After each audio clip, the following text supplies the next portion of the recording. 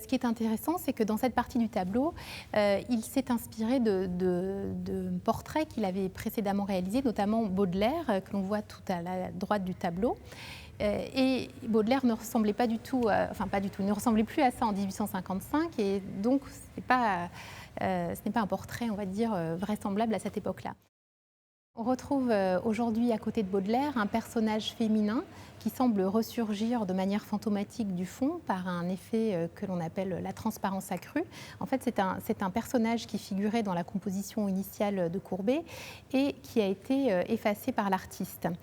Il s'agit vraisemblablement de Jeanne Duval, qui était la maîtresse de Baudelaire, avec laquelle le poète entretenait une relation assez orageuse, avec des hauts et des bas, et c'est probablement à la demande de Baudelaire que Courbet l'a effacé. Et ce qui est intéressant de souligner, c'est que ce n'est pas la première fois que Courbet efface un personnage féminin dans ses tableaux.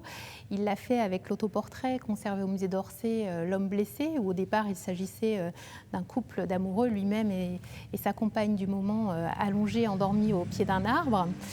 Et au moment de sa rupture avec cette femme, il a effacé cette femme et ajouté sur sa poitrine une blessure et du sang. Donc de l'homme endormi avec sa compagne, il est devenu l'homme blessé au cœur. Donc premier exemple d'effacement dans l'œuvre de Courbet, d'effacement de personnages féminins.